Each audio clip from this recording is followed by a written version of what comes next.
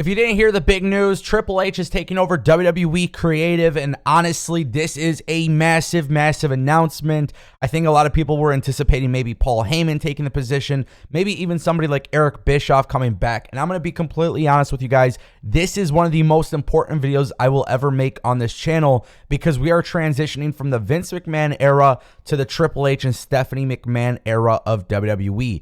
And with that being said, I have multiple topics.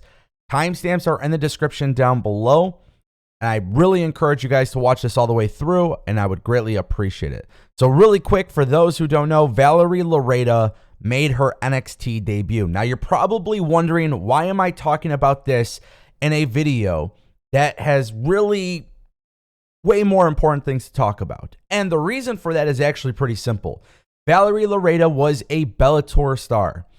She was somebody who was making a name known for herself in MMA, and she signed to WWE. I've made countless videos covering her and the rumors surrounding her joining WWE. Well, now she actually debuted at the WWE NXT House Show Loop. Now, the good thing here is that Valerie Loreda is what I consider a signature signing. And when I say signature signing, basically it's just another way of saying WWE signing celebrities. Now, with that being said, under the umbrella of Triple H, I genuinely don't believe this will stop. Okay? Now keep in mind, Triple H is head of talent relations, and now he is head of WWE Creative. If you guys want real change in WWE, you have to understand that WWE has to do the changes that will not affect their bottom line. And WWE is signing more celebrities, bringing in people like Logan Paul, bringing in people like Valerie Loreda for two reasons. One, they're talented. And two, they have a name outside of WWE. That is going to continue happening. So I just wanted to make that perfectly clear going forward. Now, with that being said, Triple H is now head of WWE Creative. It was announced earlier this morning, and honestly, this is the biggest thing to ever happen in WWE, period. And trust me when I tell you guys, I did not anticipate this news today.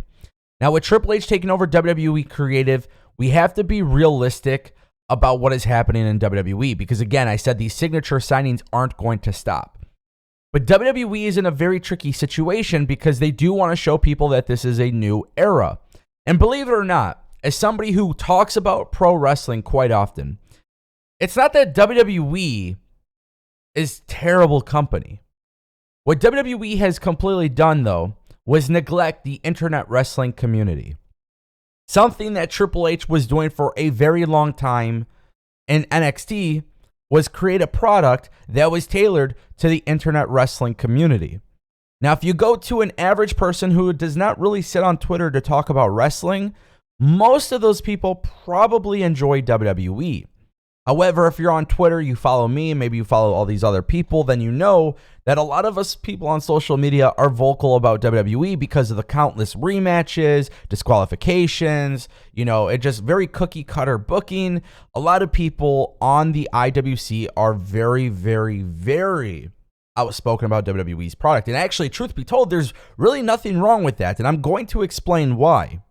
Okay? You need a balance of both. So with Triple H coming in as WWE's head of creative, he is going to continue to do the things that WWE already does, right? But he's got to show people that there is going to be change and that he's going to listen to all of the audience. Because realistically, if WWE can't satisfy the IWC, then the next time you log into Twitter and the next time you log into Twitter, it's going to be very outspoken. And truthfully speaking, WWE actually doesn't need to make that much change to their product.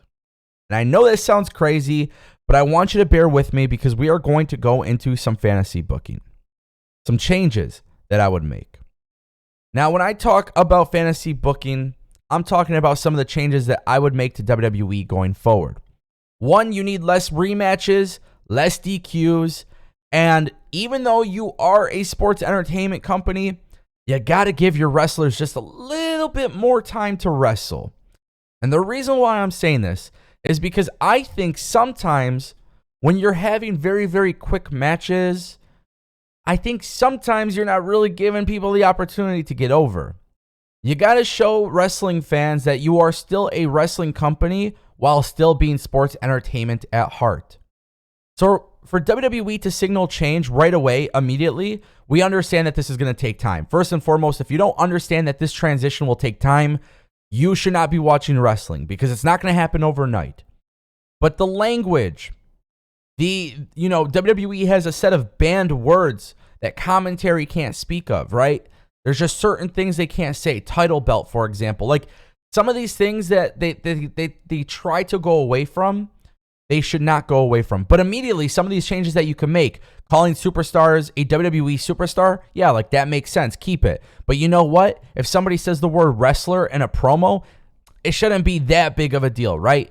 But less DQs, change some of the lingo, and then this is when the real change has to begin.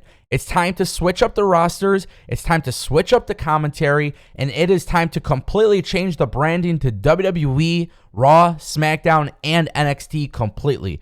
If I was running the show, if I was Stephanie McMahon, I begin to change the company branding to show people that we are officially in a new era in the company.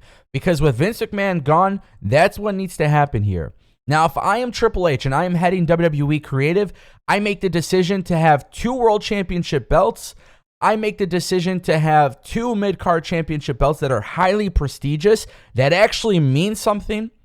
And I would get rid of the unified tag team championship belts and have 2 separate tag team championship belts. Now, this right here is a maybe wishful thinking, but it's time to change up all of these belt designs completely. Again, it is time to show people this is a new WWE. And when you make this change, I know WWE loves to sell their toy belts, and it's a really good thing for the brand and all that stuff. I think you could still do that while still having championship belts that resemble, pro wrestling championship belts. So I think WWE needs to make these changes. I think we need to see a change to commentary. Pat McAfee and Michael Cole are wonderful. Jimmy Smith and Byron Saxton and Corey Graves, they're great. I actually have nothing against the commentary teams, but you need to do some sort of switch up, and you need to be able to change their lingo. Because now with Triple H taking over creative, he's going to be under a microscope.